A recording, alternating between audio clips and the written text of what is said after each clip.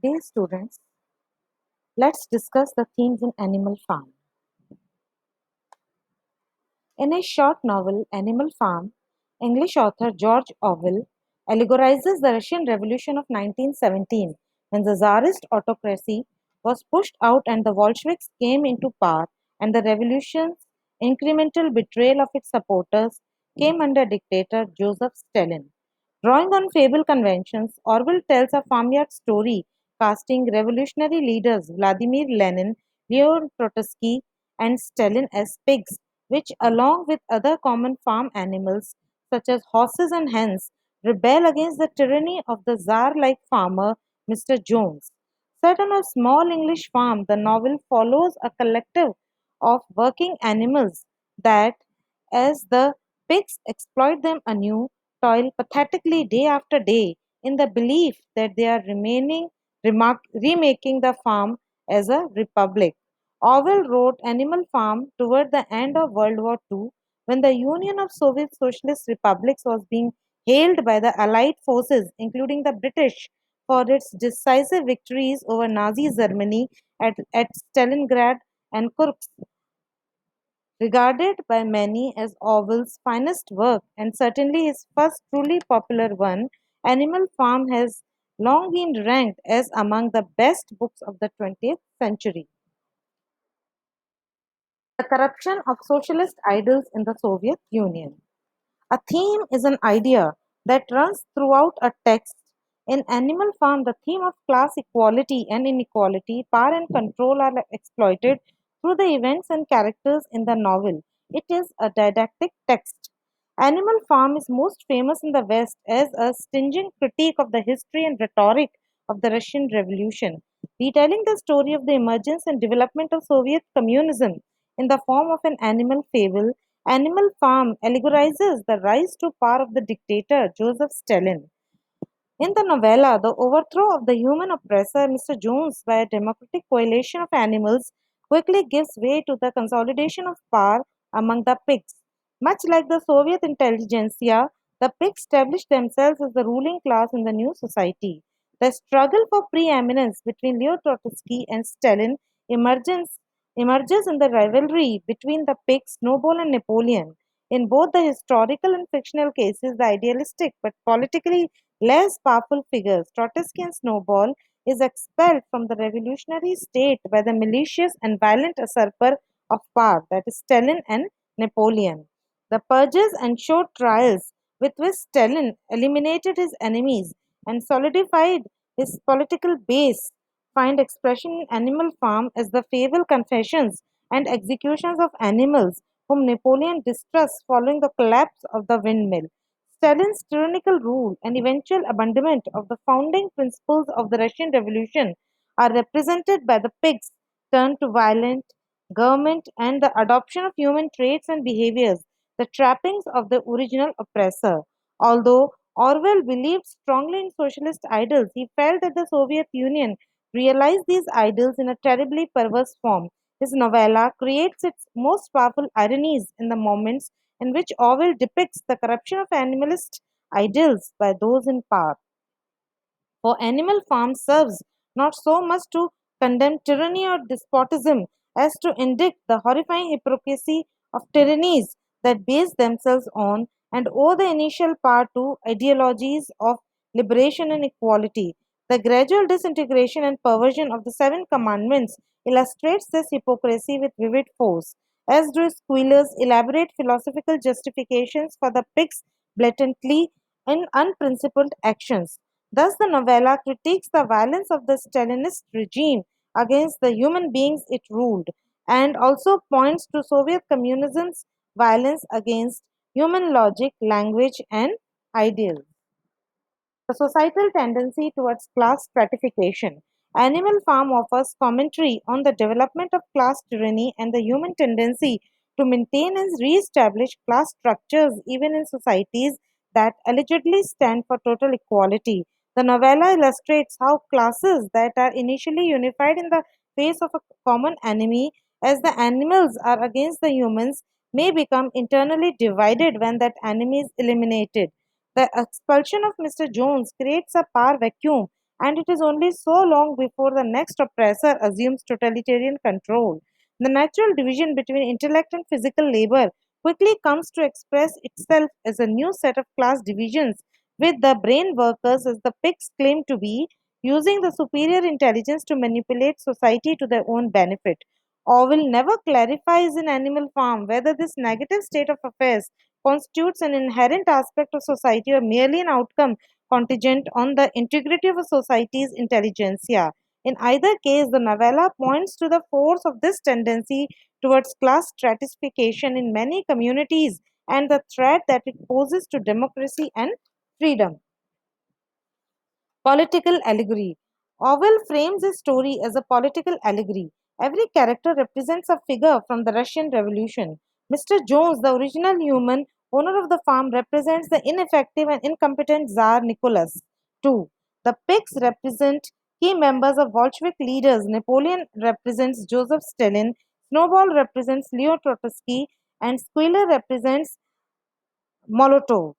Other animals represents the working classes of Russia, initially passionate about revolution, eventually manipulated into supporting a regime that was just as incompetent and arguably more brutal than the previous one.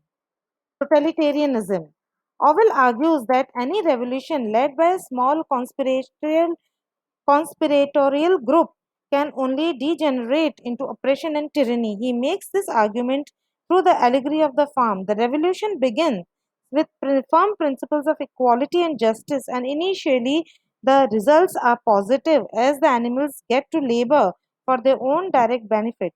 However, as Orwell demonstrates, revolutionary leaders can become as corrupt and incompetent as the government they overthrew. The pigs adopt the human ways they once fiercely opposed, drinking whiskey, sleeping in beds, and they make business deals with farmers that benefit them alone. Meanwhile, the other animals see only negative changes in their lives. They continue to support Napoleon and work harder than ever, despite the decline in quality of living. Eventually, the promises of heated stalls and electric light, what they have been working for all along, become fantasy. Animal Farm suggests that totalitarianism and hypocrisy are endemic to the human condition. Without education and true empowerment of the lower classes, Orwell argues society will always default to tyranny. The danger of a knave working class. One of the novella's most impressive accomplishments is its portrayal not just of the figure in power but also of the oppressed people themselves. Animal Farm is not told from the perspective of any particular character, though occasionally it does slip into Clover's consciousness. Rather, the story is told from the perspective of the common animals as a whole. Gullible, loyal, and hardworking, these animals give Orwell a chance to sketch how situations of oppression arise not only from the motives and tactics of the oppressors, but also from the naivety of the oppressed, who are not necessarily in a position to be better educated or informed. When presented with a dilemma, Boxer prefers not to puzzle out the implications of various possible actions, but instead to repeat to himself, Napoleon is always right. Animal Farm demonstrates how the inability or unwillingness to question authority condemns the working class to suffer the full extent of the ruling class's oppression. The abuse of language as instrumental to the abuse of power. One of Orwell's central concerns, both in Animal Farm and in 1984, is the way in which language can be manipulated as an instrument of control in Animal Farm. The pigs gradually uh, twist and distort a rhetoric of socialist revolution to justify their behavior and to keep the other animals in the dark. The animals heartily embrace Major's visionary ideal of socialism, but after Major dies, the pigs gradually twist the meaning of his words. As a result, the other animals seem unable to oppose the pigs without also opposing the ideals of the rebellion. By the end of the novella, after Squealer's repeated reconfigurations of the Seven Commandments, in order to decriminalize the pig's treacheries, the main principle of the farm can be openly stated as all animals are equal, but some animals are more equal than others. This outrageous abuse of the word equal and of the ideal of equality in general typifies the pig's method, which becomes increasingly audacious as the novel progresses. Orwell's sophisticated exposure of this abuse of language remains one of the most compelling and enduring features of Animal Farm, worthy of close study even after we have decoded its allegorical characters and events. Corruption. Animal Farm demonstrates the idea that power always corrupts. The novella's heavy use of foreshadowing, especially in the opening chapter, creates the sense that the events of the story are unavoidable. Not only is Napoleon's rise to power inevitable, the novella strongly suggests that any other possible ruler would have been just as bad as Napoleon. Although Napoleon is more power hungry than Snowball, plenty of evidence exists to suggest that Napoleon would have been just as corrupt a ruler. Before his expulsion, Snowball goes along with the pig's theft of milk and apples, and the disastrous windmill is his idea. Even Old Major is not incorruptible, despite his belief that all animals are equal. In chapter 1, he lectures the other animals from a raised platform, suggesting he may actually view himself as above the other animals on the farm. In the novel's final image, the pigs become indistinguishable from human farmers, which hammers home the idea that power inevitably has the same effect on anyone who wields it. A failure of intellect. Animal Farm is deeply skeptical about the value of intellectual activity. The pigs are identified as the most intelligent animals, but the intelligence rarely produces anything of value. Instead, the pigs use the intelligence to manipulate and abuse the other animals. The novella identifies several other ways in which intelligence fails to be useful or good. Benjamin is literate, but he refuses to read, suggesting that intelligence is worthless without the moral sense to engage in politics and the courage to act. The dogs are nearly as literate as the pigs, but they are not interested in reading anything except the seven commandments. In chapter 3, the dog's use of the intelligence suggests that intellect is useless, even harmful, when it is combined with a personality that prefers to obey orders rather than question them. The exploitation of animals by humans, as well as being an allegory of the ways humans exploit and oppress one another, Animal Farm also makes a more literal argument. Humans exploit and oppress animals, while the animals' rebellion is mostly comic in tone.